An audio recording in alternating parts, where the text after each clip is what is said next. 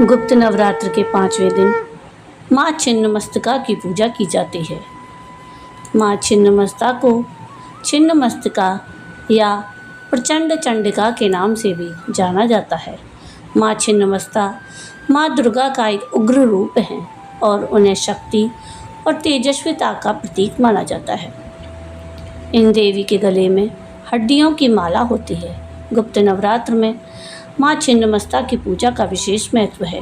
इनकी पूजा करने से व्यक्ति को साहस, आत्मविश्वास और शक्ति की प्राप्ति होती है। शांत भाव से इनकी उपासना करने पर यह अपने शांत स्वरूप को प्रकट करती है। राधे राधे। वृद्धाम चैनल में आप सबका स्वागत है। आज के इस वीडियो में हम गुप्त नवरात्र के 5वें दिन पूजी जाने वाली माँ छिन्नमस्ता की स्वरूप, कथा और पूजा विधि सुनेंगे। धार्मिक शास्त्रों के मान्यता अनुसार माँ छिन्नमस्ता का स्वरूप अत्यंत भयानक है। उनका सिर कटा हुआ है और उनके एक हाथ में अपना ही कटा हुआ सिर है, दूसरे हाथ में वे खड्ग धारण करती हैं। उनके गले में मुंडमाला होती है और कंधे पर यज्ञोपवीत है।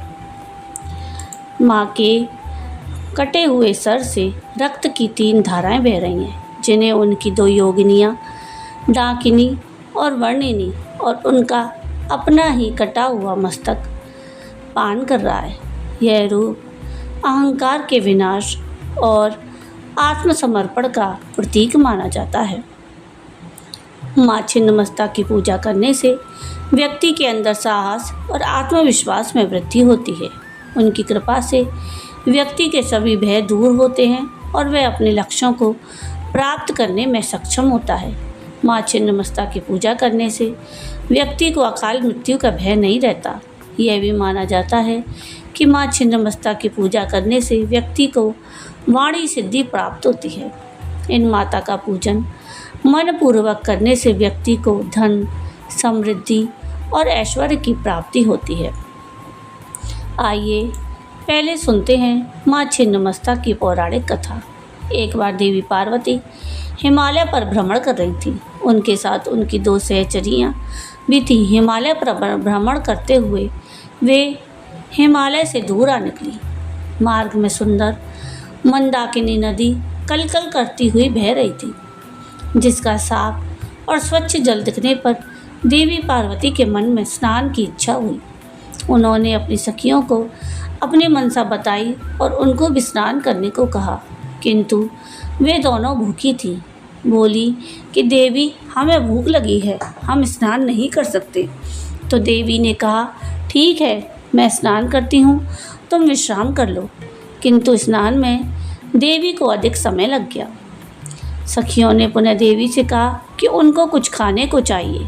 देवी स्नान करती हुई बोली, कुछ देर में बाहर आकर तुम्हें कुछ खाने को दूंगी। किंतु थोड़ी ही देर में माता की सखियों ने फिर से खाने को कुछ मांगा। इस पर देवी नदी से बाहर आ गईं और अपने हाथों में उन्होंने एक दिव्य खड्ग प्रकट किया और उस खड्ग से उन्होंने अपना सर काट लिया। देवी के कटे गले से रुधिर की धारा बहने लगी। 3 प्रमुख धाराएं ऊपर उठती हुई भूमि की ओर आईं तो देवी ने कहा कि लो, तुम दोनों मेरे रक्त से अपनी भूख मिटा लो। ऐसा कहते ही दोनों देवियां पार्वती जी का रुधिर पान करने लगी और एक रक्त की धारा देवी ने स्वयं अपने ही मुख में डाल दी और रुधिर पान करने लगी। देवी के ऐसे रूप को देखकर देवताओं में त्राही मच गई। देवताओं ने देवी को प्रचंड चंडिका कहकर संबोधित किया। ऋषियों ने कटे हुए सर के कारण देवी को नाम दिया छिन्नमस्ता। तब भगवान शिव ने काबंद शिव का रूप बनाकर देवी को शांत किया। शिव के आग्रह पर पुनः देवी ने सौम्य रूप बनाया। नाथ पंथ सहित बौद्ध मतावलंबी भी देवी की उपासना करते हैं। भक्त को इनकी उपासना से भौतिक सुख संपदा, वैभव की प्राप्ति, वाद विवाद में विजय, शत्रुओं पर जय, सम्मोहन शक्ति के साथ साथ अलौकिक संपदाएं प्राप्त होती हैं। इनकी सिद्धि हो जाने पर कुछ पाना शेष नहीं रह जाता।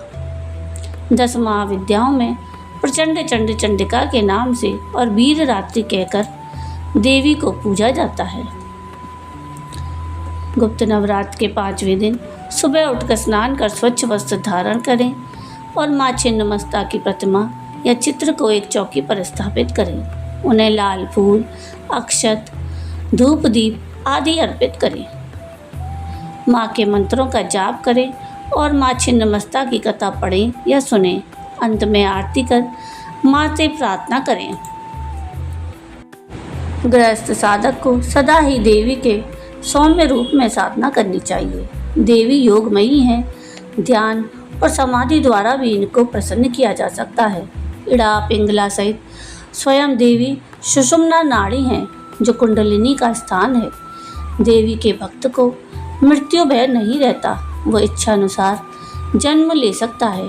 देवी की मूर्ति पर रुद्राक्ष, नाग केसर और रक्त चंदन चढ़ाने से बड़ी से बड़ी बाधा भी नष्ट होती है। मालती के फूलों से होम करने पर वाक सिद्धि प्राप्त होती है और चंपा के फूलों से होम करने पर सुखों में बढ़ोतरी होती है। इन देवी को पुष्प अत्यंत प्रिय हैं, इसलिए केवल पुष्पों के होम से ही देवी कृपा कर देती हैं। आप भी अपनी मनोकामना के लिए पुष्पों से यज्ञ कर सकते हैं। बेलपत्र के फूलों से होम करने पर लक्ष्मी प्राप्त होती है और बेल के फलों से हवन करने पर अभीष्ट सिद्ध होती है। सफ़ेद कनेर के फूलों से होम करने पर रोग मुक्ति मिलती है और अल्पायु दोष नष्ट हो 100 साल की आयु प्राप्त होती है। लाल कनेर के पुष्पों से होम करने पर बहुत से लोगों का आकर्षण होता है और बंदूक पुष्पों से होम करने पर भाग्य में वृद्धि होती है।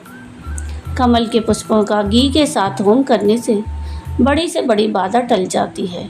मल्लिका नाम के फूलों के होम से भीड़ को भी वश में किया जा सकता है और अशोक के पुष्पों से होम करने पर पुत्र की प्राप्ति होती है।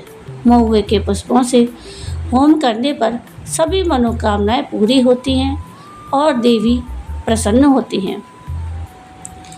यह थी गुप्त नवरात्र के 5वें दिन पूजे जाने वाली माँ छिन्नमस्ता का पूजा विधि और उनका महत्व। आपको आज का ये वीडियो कैसा लगा कमेंट करके ज़रूर बताइएगा और अगर आपको आज का ये वीडियो पसंद आया हो तो प्लीज़ इसको लाइक शेयर ज़रूर कीजिएगा और प्लीज़ मेरे चैनल को सब्सक्राइब कीजिएगा और कमेंट में राधे राधे ज़रूर लिखिएगा। वीडियो पूरा देखने के लिए थैंक यू। राधे राधे।